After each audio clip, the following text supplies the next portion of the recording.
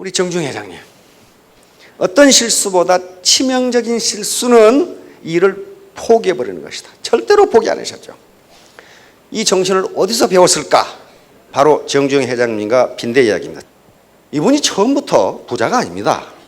소 한 마리 훔쳐서 서울로 갔죠.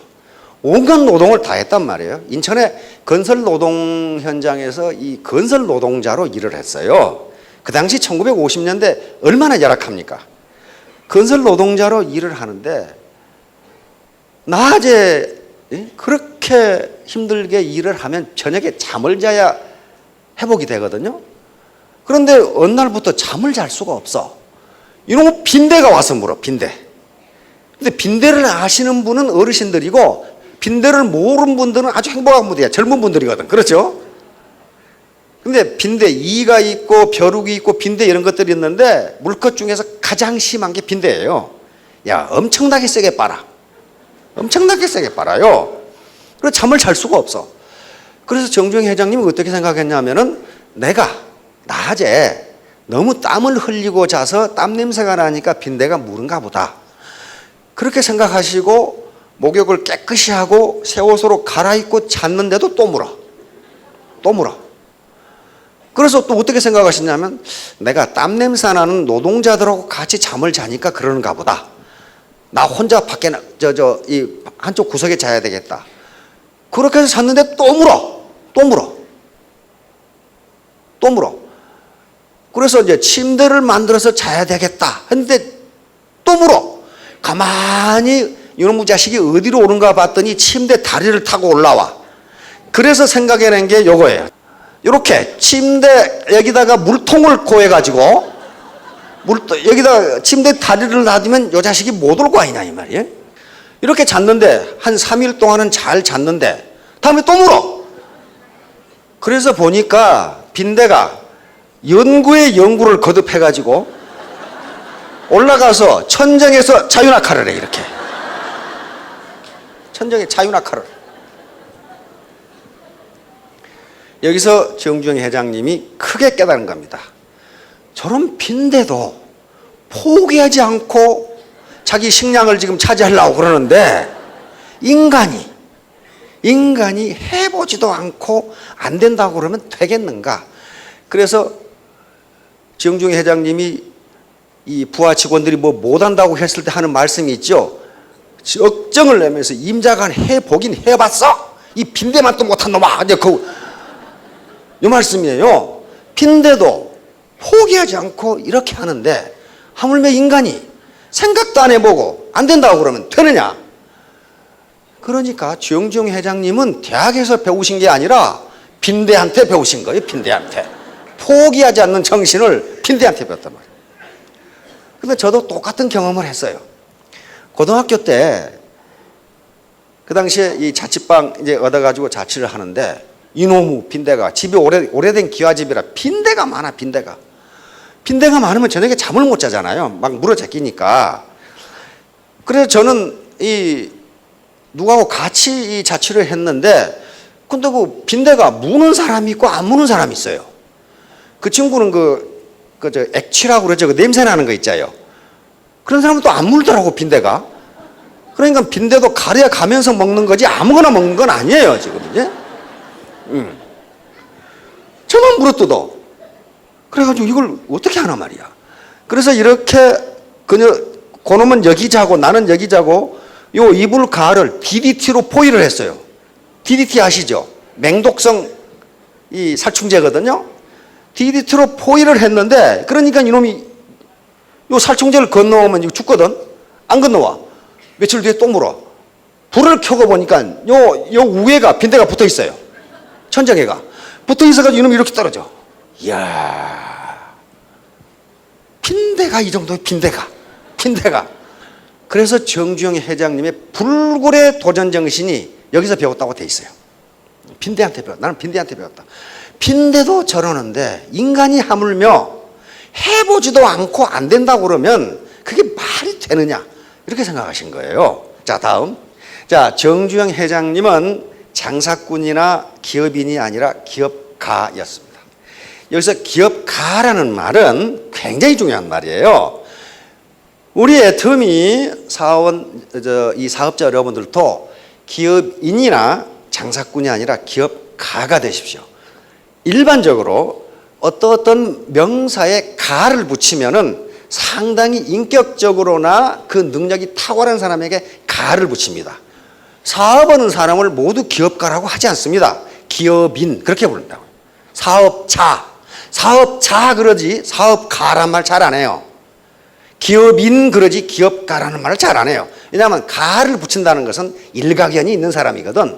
상당히 인격적으로 그리고 국민경제에 기여한 사람을 가라고 붙인단 말이에요. 그런데 기업가하고 기업인 장사꾼은 어떻게 다르냐? 바로 경제학의 역사상 그리고 이데올로기의 역사상 가장 치열한 게 뭐냐 하면 이운이 뭐냐 하는 거예요. 이운. 내가 장사해서 돈 번다 하는 게 이운이 남는 건데 이운이 뭐냐? 그런데 그 당시에 이운 이론에 마르크스의 착취설이 가장 유력했어요.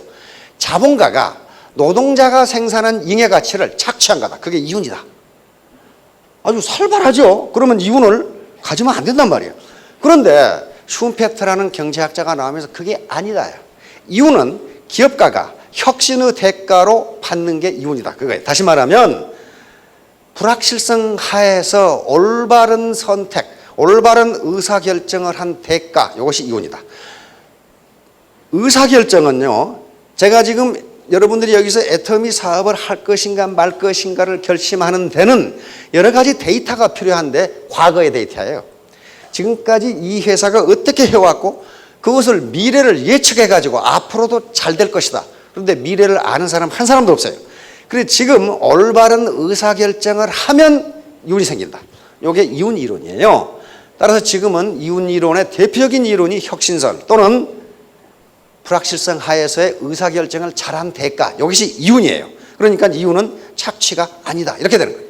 자, 그런데 이제 이 양반이 혁신, 인노베이션이라고 하는 걸 얘기하는데 지금 우리가 무슨 뭐 이 창조경제도 다 이거예요. 요 슈페트라는 사람은 혁신이라는 것은 크리에이티브 디스트럭션, 창조적 파괴다. 뭘 파괴하느냐? 지금까지의 캐캐묵은 패러다임을 파괴하고 새로운 것을 창조하는 거예요. 이게 혁신인데 그걸 담당하는 사람을 기업가라 하고 그렇게 하는 정신을 기업가 정신이라 한다. 이렇게 되어 있단 말이에요. 그러니까 정중 회장님은 완전히 정말 우리가 무에서 유를 창조한 것처럼 보이는데 그것이 창조적 파괴예요. 그리고 그게 혁신이란 말이에요. 자, 어떻게 했는가 보겠습니다. 자, 현대사회의 특징을 여러 가지로 이야기하는데 이 네 가지에 대해서는 다 동의합니다. 가장 큰 특징은 변화예요. 체인지. 계속 변해. 새로운 지식이 계속 나와. 전번에 보니까 고려대학교 이 컴퓨터공학과 교수인데 교수실에 가 책이 한 권도 없어. 이 친구 뭐 먹고 노나 그랬더니 그게 아니야. 그 책 놔둘 필요 없다는 거예요. 왜 그래 그랬더니 컴퓨터 기술이 3개월 전에 나온 것은 이미 필요가 없다는 거야. 계속 새로운 기술이 나오고 새로운 소프트웨어가 나오니까 그거 책 놔둬봐야 아무 소용없다 이게 그거. 새로운 기술이 계속 나오니까. 우리 경제학 분야만 하더라도 하루에 발행되는 책과 논문과 글이 수만 건이에요. 그렇게 많은 지식이 나오는데 옛날 그 붙들고 있어가지고는 안 된다는 거예요. 그래서 변화, 그 다음에 경쟁. 옛날처럼 경쟁이 없는 시대가 아닙니다. 그 다음에 고객. 내 중심이 아니고 고객 중심이고, 그 다음에 복잡성. 대단히 복잡해. 사회가 아주 그냥 막 복잡하게 얽혀져 있어요. 그러니까 바로 살아남기 위한 가장 중요한 수단은 혁신인데 이게 뭐냐? 패러다임을 바꾸는 거예요. 쉽게 얘기하면. 패러다임은 내가 세상을 보는 눈이에요. 쉽게 말하면. 그리고 내 사고의 구조입니다. 사고의 틀이에요. 사고의 틀. 옛날 농경시대나 산업화 시대의 사고 가지고는 안 된다. 지금 구멍가게 하면 먹고 살겠지. 그렇지가 않아요. 경기도에서 발표한 자료를 보니까 자영업으로 성공하는 사람이 5%예요. 5%. 100명이 자영업을 시작하면 그중에 5명이 성공한다. 그 다음에 10명, 그중에 10명은 겨우 현상 유지한다. 다시 말하면 망하지 않는다. 그리고 85%는 5년 이내에 망한다. 이렇게 됐단 말이에요. 그러면 자영업을 해서 성공한다? 어떻게 된 거예요? 그 장반들은 새로운 패러다임으로 한 거예요. 구태의연한 방법으로 안 한 거란 말이에요. 이건 유명한 이야기입니다. 자, 생각해 보세요. 조선공업은요, 그것이 노동집약 산업이면서 기술집약 산업이에요. 고도의 기술이 필요하지만 굉장히 많은 노동력이 필요해요. 그래서 우리가 경제개발을 하는 과정에서 조선공업이 필요했어요. 그래서 박 대통령이 정종희 회장한, 그 다음에 정종 사장이죠. 사장한테 조선공업을 하자고 제안을 합니다. 근데 우리가 조선 기술이 없어. 그래서 조선 기술을, 그 당시 최고의 조선 기술을 가지고 있는 미쓰비시하고 이야기를 합니다. 미쓰비시가 한국에 투자하려 하다가 안 해요. 왜냐하면 그 당시 일본은 중국하고 중국의 큰 시장에 투자하려고 했는데 그 당시 중국 시장이 주울레라고 하는 사람입니다. 그분이 주운내 4원칙이라는 걸 제시합니다. 한국과 대만에 거액을 투자한 기업과는 거래하지 않는다 해요. 그러니까 미쓰비시는 한국이라는 적은 시장보다 중국이라는 큰 시장에 욕심이 나니까 한국에 투자하지 않겠다, 이렇게 된 거예요. 정종 회장님은 그러니까 이제 스웨덴이 그 조선 강국입니다. 옛날 바이킹족들 있죠. 이스라엘하고 타진을 하는데 스웨덴과 이스라엘에서는 오케이 했어요. 너하고 합작 투자하겠다. 그런데 조건이 있습니다. 경영권을 우리가 갖겠다. 그렇게 된 거예요. 정종 회장님은 우리가 경영을 해야지 왜 너가 갖냐 이거야. 그래서 합작을 해주겠다는 데는 안 해요. 그러면 방법은 뭐밖에 없어요. 돈 빌려다 직접 하는 수밖에 없어. 근데 돈이 없어. 돈이 없어요. 외화가 없어. 그 다음에 배를 설계하는 기술도 없어. 배를 설계하는 기술도 없어. 그래서 영국의 애플도어라고 하는 조선회사에서 유조선 설계 도면을 빌려왔어. 설계를 못하니까. 그러면 공장을 짓고 배를 만들려면 외화가 있어야 되는데 돈이 없어. 한국은행에 돈이 없어. 외화가 없단 말이에요. 그래서 영국에 돈을 빌리러 갑니다. 이 바클레이즈 은행이라고 하는 게 돈을 빌리러 간단 말이에요. 돈을 빌리러 가는데 사장이 만나주지도 않아. 어디 극동의 조그마한 나라에서 돈 빌리러 왔다, 이게. 돈 빌리러. 혹시 여러분들이 은행의 회장님이시라고 그러면은 어디 촌사람이 와서 돈 좀 빌려주라고 빌려주겠어요? 근데 또 우리 정종희 회장님은 전형적인 막걸리 폼이시죠. 만나주지를 않아. 그래서 중간에 이 애플도어사의 상무를 통해서 롱바톰이라고 하는 바클레이즈 은행 회장을 만납니다. 회장의 말을 들어보니까 당신 조선업 한다는데 공장이 어딨어? 그러니까 그 당시 울산 거기는 말이지 갯벌이었거든. 그리고 또 자기 땅도 아니야 그거. 그 초가집 매체에 있는데 그 사진 찍어가지고 여기를 사가지고 지금 하려고 그런다 이 말이에요 지금. 그러니까 롱바톰 회장이 기가 막히는 거지. 기가 막히는 거야. 어떻게 공장도 없는 것도 그것도 좀 이상한데 자기 땅도 아니야. 여기다 이걸 사가지고 지금 하려고 그런다 그런 말이에요 지금. 그러니까 정종 회장한테 물었어요. 당신 전공이 뭐요? 그러니까 조선회사 회장쯤 사장쯤 되면은 롱바톰 회장은 어디 조선공학을 전공했거나 안 그러면 경영학을 전공했거나 그럴 줄 알고 당신 전공이 뭐요? 이렇게 물었는데 아이 초등학교 나온 사람이 전공이 지금 어디 있어? 바로 거기서 순간적인 위트와 재치 그리고 배짱이 필요한 거예요. 거기서 만약에 정주영 회장님이 제가 초등학교를 나왔습니다만은 열심히 해가지고 갖겠습니다. 말 들어주겠어요? 안 들어준단 말이에요. 그러니까 그럴 때는 대답을 할 것이 아니라 거꾸로 물어봐 버리면 돼. 그렇죠? 잘 활용하세요. 물어봐 버려. 정주영 회장은 당신 전공이 뭐요? 그러니까 대답은 안 하고 제 사업 계획서를 보셨습니까? 그렇게 물었단 말이에요. 봤습니다만은. 그러니까 바로 제 전공이 그겁니다. 그렇게 대답했단 말이에요. 그겁니다. 그래서 어제 그러니까 그 전날 옥스퍼드 대학을 구경했거든. 옥스퍼드 대학에 가서 그 사업 계획서를 봤더니 바로 경제학 박사학위를 주어서 어제 제가 옥스퍼드에서 경제학 박사를 받았습니다. 이렇게 대답했거든요. 근데 옥스퍼드를 간 건 틀림없거든. 그러니까 롱바톰 회장이 한마디 했어요. 하하하, 당신 전공은 유머로군요. 유머로군요. 그러나 돈 빌려주는 문제는 다른 문제예요. 그래서 그 유명한 500원짜리가 나옵니다.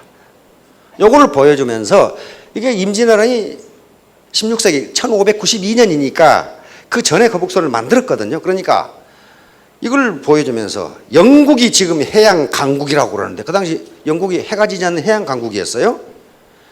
당신들은 이걸 18세기에 만들었지만 우리는 15세기에 만들었다 이거야. 이걸 철갑선을 당신들보다 우리가 300년 앞서 조선 기술을 가지고 있다. 그런데 그동안에 쇄국 정책을 하느라고 우리 솜씨가 녹슬어서 그렇지 기본적으로는 배 만드는 기술이 최고다 이렇게 말해버린 거예요. 그러니까 롱바톰 회장이 껄껄 웃으면서 내가 그럼 돈을 빌려줄 테니 영국 수출 보증국에 가서 보증을 받아오시오 이렇게 된 거예요. 영국의 은행이 외국 사업자에게 돈을 빌려줄 때는 은행 마음대로 하는 게 아니고 정부의 보증을 받아야 돼요. 그 말은 무슨 말이냐면은 혹시 그 사람이 망해서 돈을 못 갚아주면 정부가 대신 갚아주겠다. 그 보증이에요. 그 보증이란 말이에요. 그러면 롱바톰 회장이 정주행 회장이 그렇게 위트를 발휘해서 허락을 해줬을까 하는 문제예요. 그렇지가 않습니다. 서로 대화를 해보면 저 사람의 진실성을 알 수 있어요. 이놈이 사기꾼인지 자신감을 가지고 있는 건지 돈을 갚을 의향이 있는 건지 그걸 가지고 그거에 느껴진 거예요. 이 사람은 거짓말을 안 할 사람이다. 이렇게 느낀 거예요. 그런데 정부 가서 보증을 받는 일은 쉬운 일이 아니에요. 왜? 정주영이라는 극동에서 온 촌뜨기가 돈을 못 갚으면 정부가 대신 은행에 갚아주겠다는 게 보증이란 말이에요. 정부 보증이에요. 그래서 보증국의 총재를 만났는데 이 사람이 하는 말이 어느 하나 틀린 게 없어. 정주영 회장이 자기 자서전에 그렇게 살았어요. 아주 추운 겨울에 빨가벗고 밖에 있는 것도 똑같아. 이 보증국장이 뭐라고 그러냐면은 당신이 배를 만들었을 때 배를 사겠다는 선주를 데려오시오 이렇게 된 거예요. 아직 지금 공장도 안 지었는데. 그러면서 정주영 회장한테 얘기하는 게 당신이 상선회사 사장이라면은 어떤 배를 사겠소? 배를 아직 한 척도 만들어보지 못한 회사에서 사겠소? 일본이나 독일이나 스웨덴처럼 대규모 조선 공장을 가지고 있는 곳에 사겠소? 맞잖아요. 그렇게 된 거예요. 그러니까 우리가 보증을 해주는 조건으로 당신이 배를 만들면 사겠다는 보증서를 가져오라. 그러니까 이제 정주영 회장은 뭐가 됩니까? 완전히 봉이 김선달이 된 거예요. 아무것도 없어요. 공장도 없지. 그 다음에 설계도도 애플도 회사에서 빌려왔지. 그거 하나 두르고 선 세계를 돌아다녔어. 당신이 내 배를 사주면 내가 쿵쾅쿵쾅 만들어서 표현을 또 그렇게 해놓으셨더라고. 내가 뚱땅뚱땅 만들어서 배를 갖다 줄 테니까 사시오. 그리고 미친놈처럼 세계 돌아다니는데 정 회장님 자서전에 그렇게 돼 있어. 나보다 더 미친놈이 한 놈 나타났다 이거야. 나보다 더 미친놈이 한 놈 나타났다 이거야. 공장도 없고 땅도 없는데 배를 사겠다는 놈이 나타난 거야. 그게 바로 그리스의 리바노스 회장이라는 분이. 그런데 왜 샀느냐 하는 그 기록이 그 사람의 눈을 보니까 거짓말을 안 할 사람 같더라 이게. 그래서 저놈이 거짓말을 하면 우리는 망하는 거고, 그런데 거짓말을 하지 않을 사람 같다. 그래서 26만 톤급 배 2척을 주문해 버린 거예요 거기서. 그럼 성금으로 그 당시 1970년대인데 성금으로 백억을 줘 버린 거예요. 그거 가지고 땅 사가지고 뚝딱뚝딱 만든 거예요 이제. 그런데 2년 3개월 시간을 줬는데 공장도 없는데 2년 3개월에 26만 톤급 두 척을 만들어 이거예요. 그러니까 정주영 회장 어떻게 생각했냐면은 공장을 지어가지고 만들려면 늦다 이게. 그러니까 한쪽에서는 공장 짓고 한쪽에서는 육지에서 배 만들고, 그러니까 진짜 뚱땅뚱땅 만든 거죠. 그냥. 예, 요걸 만든 거예요. 요걸. 공장도 없이 땅에서 뚱땅뚱땅 만든 거예요. 지금 이렇게 이 양반이 자기보다 더 미친 놈이라 하는 리바노스 회장이고. 자, 다음 정주영 회장의 박 대통령이 이 서독의 아우토반이라고 하는 고속도로입니다. 요걸 보고 우리도 이걸 만들자 해서 만든 게 정주영 회장. 예. 요거 서산 간척지 가보셨죠? 이쪽에 서산 간척지거든요. 마지막 물막이 공사인데 요 물막이를 할 수가 없어. 왜? 유속이 워낙 빨라서 정주영 회장님 그 책에 따르면은 집채만한 바위 덩어리를 놔둬도 그게 따라가 버린 거예요. 그래서 이제 이 인류 기술자들이 이건 불가능하다. 이 물을 못 막는다 그랬단 말이에요. 근데 정주영 회장님이 생각하는 게 폐유선 활용이에요. 그러니까 누구한테 배운 거예요? 빈대한테 배운 거란 말이에요. 끝까지 생각해봐요. 끝까지. 이게 현대공학으로 안 된다. 그러면 유조선 끌어나가면 될 거 아니야. 자, 다음. 세 켤레 구두를 가지고 30년을 실었는데 재벌 회장님이 30년을 실었어. 안 달아지라고 밑에다 징 박고. 징 박는 거 아시죠? 밑에 쇠를 박는 거예요. 구두 밑에다가 쇠를 박아요. 계속 기워서 신고. 이게 30년짜리예요. 그러니까 존경을 받는 거고 우리가 기업가라고 하는 거예요. 자, 다음. 정주영 회장님은 빈대에게도 배웠는데 사람에게 못 배울 이유가 뭐가 있느냐는 거예요. 자, 그래서 일반적으로 학자들은, 현자들은 그 사람이 유식하냐 무식하냐를 지식의 양으로 말하지 않는다. 한 가지를 아느냐 모르냐를 가지고 한다. 한 가지는 뭐냐? 내가 모르는 것이 많다는 것을 아는 사람을 유식하다고 그런단 말이에요. 그래서 소크라테스가 이런 얘기를 합니다.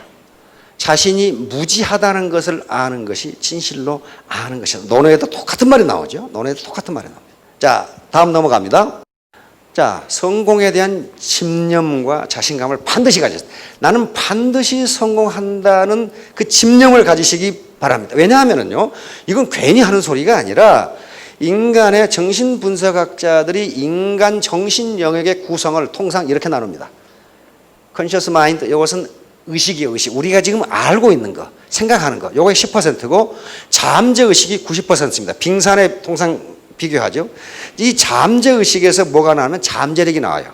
그러니까 내가 애터미 사업에 성공할 수 있다 없다, 요건 10%밖에 안 되는 자기 능력을 가지고 판단하는 거라 그 말이에요. 그러니까 90%나 되는 자기 잠재력이 있는데 그걸 나는 몰라. 모르니까 10%밖에 안 되는 자기 능력 가지고 성공한다 못한다를 판단한단 말이에요. 그러니까 목표를 나는 2017년 3월 31일까지 월천댁, 월천남이 되겠다. 요걸 써가지고 아예 팀장 앞에 붙어놔라 그 말이에요. 그래서 나는 할 수 있다. 나는 반드시 하겠다. 이건 자기가 좋아하는 말로 써놓고 왜 그러냐 하면은 우리의 의식은요, 우리의 능력의 10%밖에 안 되기 때문에 지금 내가 생각하기에는 월천댁 말도 안 되는 소리거든. 그런데 잠재력은 그걸 할 수 있다는 거예요. 있으면은 내 의지를 나는 반드시 2017년 매달 3월 30일까지 월천댁이 되겠다는 것을 자기 잠재의식에 집어넣는 과정이란 말이에요. 그러면 가장 큰 적이 누구냐면 나예요, 나. 나는 2017년 3월 30일까지 월천댁이 돼야지. 그런데 밑에서 뭐라 그럽니까? 할 수 있을까? 그럴까? 이렇게 이게 꿈틀꿈틀한단 말이에요. 이걸 극복하기 위해서 자기 암시, 오토 서제션을 주는 거예요. 나는 할 수 있다고 집어넣는 거예요. 그런데 그 다음 강적이 누구냐 하면 남편이에요. 마누라는 남편이. 아이고 부자 하나 낳네로. 침대에다 그거 적어놓고 냉장고에 적어놓고 중얼중얼 했으면 아이고 부자 하나 낳네. 이때 무너지면 안 된단 말이에요. 남편한테 뭐라 그러냐면 그걸 어떻게 하셨어요? 이렇게 딱 있는 거예요. 내가 3년 뒤에 에쿠스 하나 사줄게. 그러면 남자들은 80이 넘어도 철딱서니가 없기 때문에 은근히 또 에쿠스를 또 기대한다고 또. 은근히. 예?